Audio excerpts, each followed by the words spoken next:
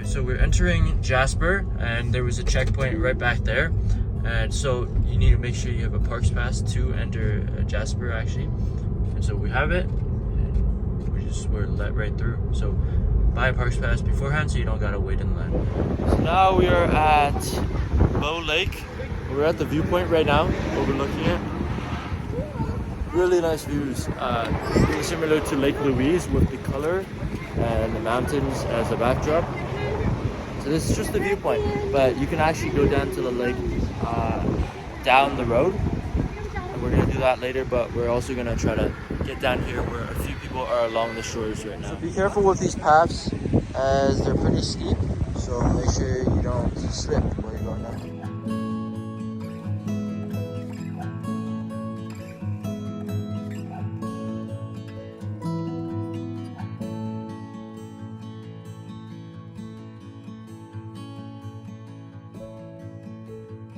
So we're down here on the shore, and as you can see, it's really nice views.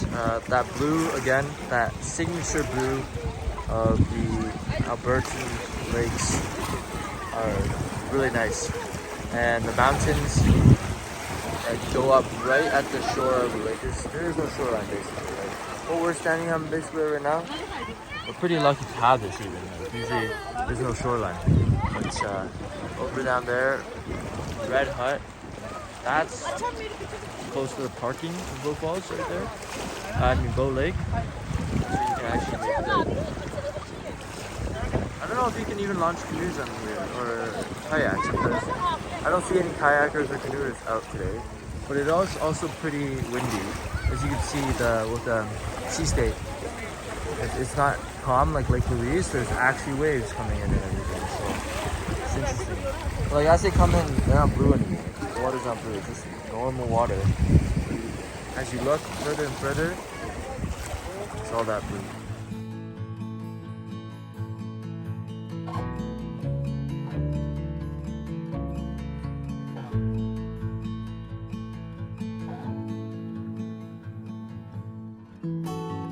So we're at Bow Lake, and on my right, there's this little, I'm not sure if it's a coffee shop or some sort of tourist spot that you can go into.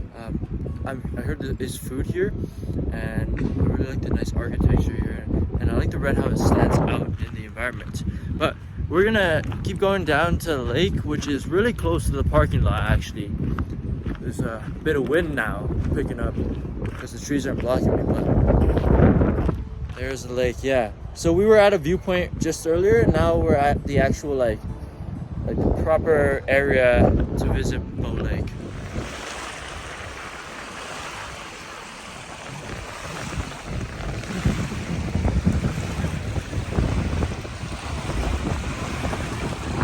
So you have this little bridge behind me. That's a very nice picture spot that you can stand on the bridge and see that person doing. Take a picture with the backdrop of the water and the mountains.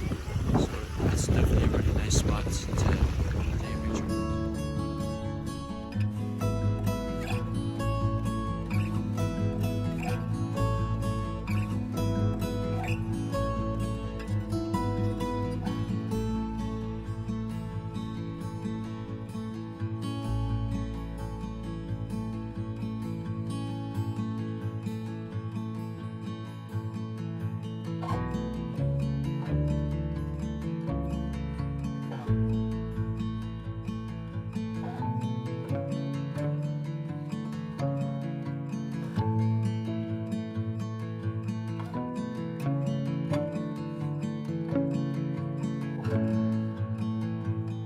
So we are at Pado Lake, and we're going to be going to the lookout point, and this is just up the road ahead of Bow Lake towards Jasper.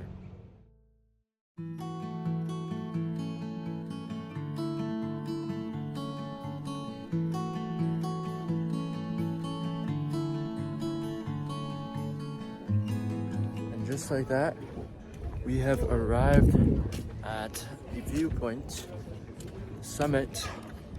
What is this the summit of this? Probably the summit of this little mountain right here. You can see the lake down there, There's a lot of people on this viewpoint. This is a very popular area. So if you want pictures, probably gonna have to line up and everything. But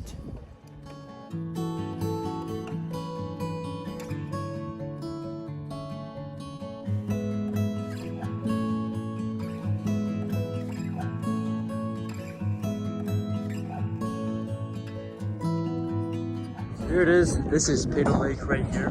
You got that, again, that signature blue color. This looks like a bit of a different blue. It seems even more mineralized, and I wouldn't say dull, but it seems like it's more mixed in with the minerals. You got, you know, some people coming down here. I'm not exactly sure how to get down here, but it seems like quite a drop, so I don't know if I'd recommend going down there because there's no barriers.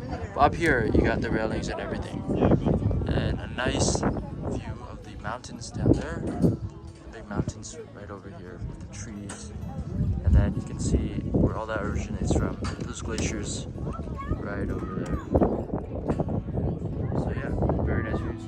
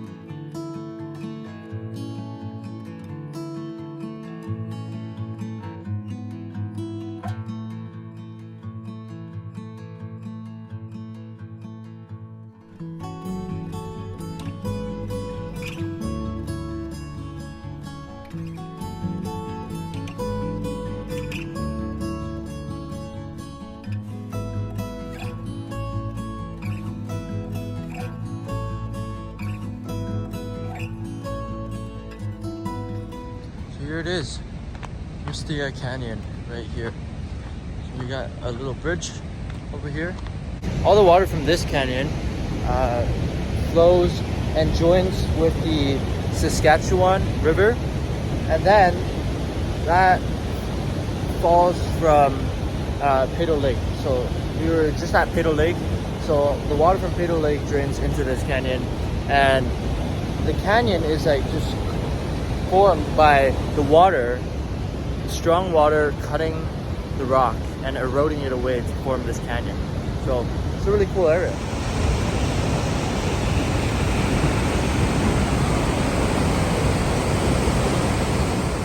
So you can see the canyon down there. It runs quite deep. It flows this way. Coming from here. You see all that water over there? Rapids basically, and that all flows through here, through this canyon, through here, and yeah, look at that rushing water right there. It's very strong.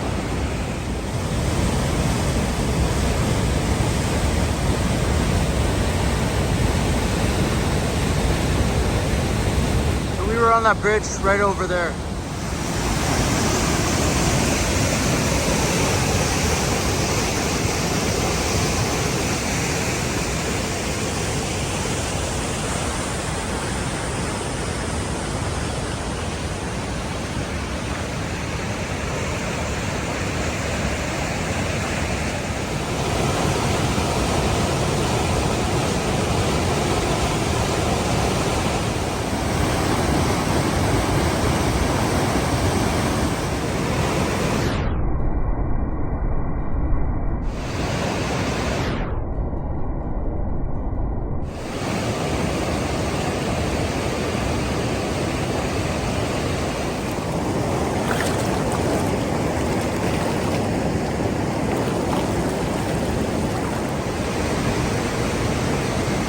Yeah, so as you can see, the rapids are really strong over here.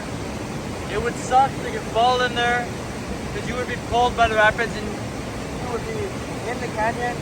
You wouldn't have any control over yourself and you might bash into some rocks. You would not survive this, so definitely don't fall in here. This is pretty crazy. And you can see how hard this water is rushing. and how it's shaping the rocks. Like a lot of the rocks in the middle are smooth. And after years and years and years, one of those big rocks will not be big rocks anymore. They'll just be corroded away or eroded away. Really nice area, pretty cool. So you can take a stop here, check it out. And the hike is only 300 meters from the parking lot. So as you can see, all this water, it originates probably from these glaciers right up here.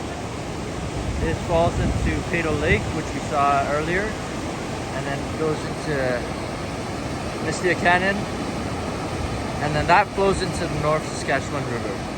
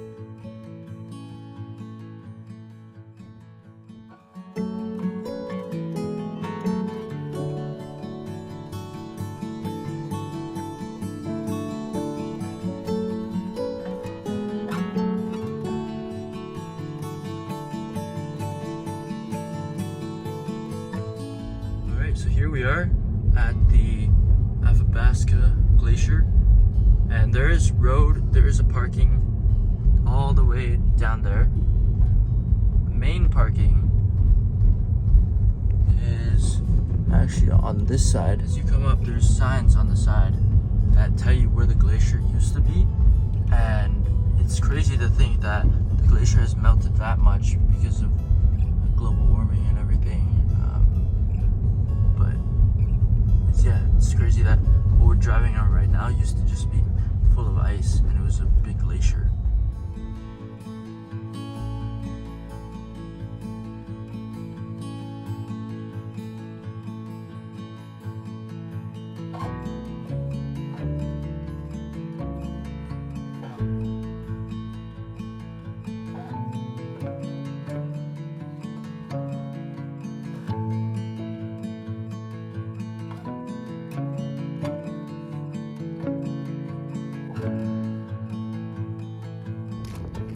So I'm here at the Athabasca Glacier, and we're just gonna walk up to go check out the glacier, but it's a really neat area where you have so many mountains surrounding you, and it seems to be a very barren landscape actually.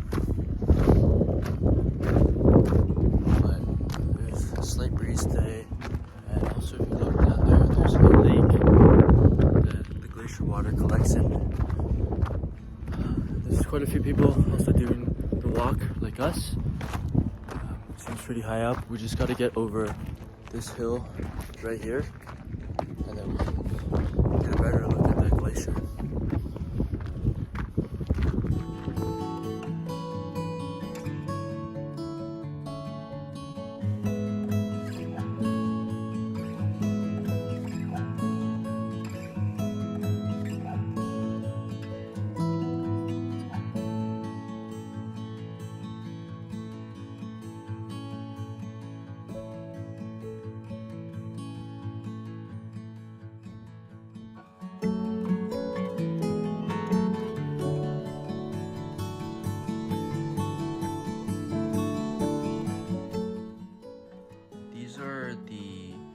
Lines that are formed by the glacier as it moves.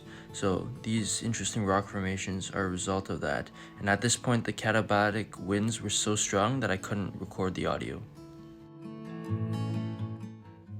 Here's a sign that tells you about all the glaciers that are in the area and the mountains that are in the area. So if we look around, we'll just see that all these kind of mountains surrounding us, and it's kind of crazy to think that this whole place, well, most of it at least, was all glaciers.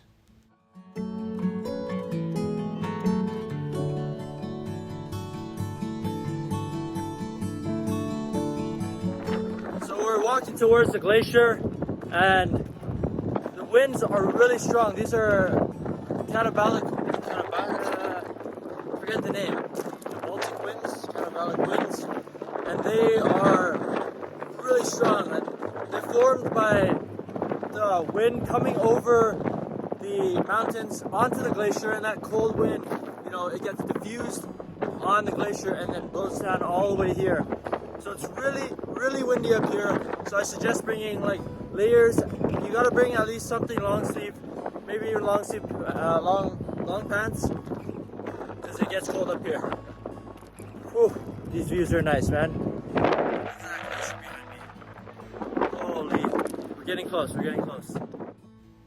There's the glacier, and as you can see, it just goes and flows all down here. That's all the melting glacier ice, and then it just flows down this river right here, small river made here, and then later into that lake we saw there.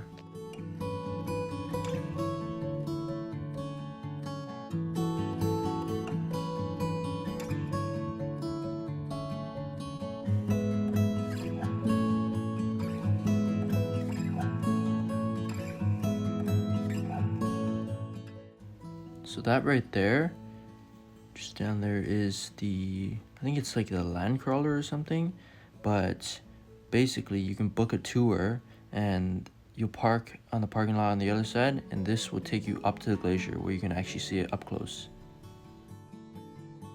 Basically what I'm saying here is that it was really cool to see the glacier, and at the same time it's kind of sad to see the glacier just receding. But it's just cool to know that where I'm walking right now used to be glacier, used to be unwalkable. And you gotta see this as soon as possible, because by the time you see this, it might recede more and more, and maybe at some point, it just might disappear fully. So see it while you can.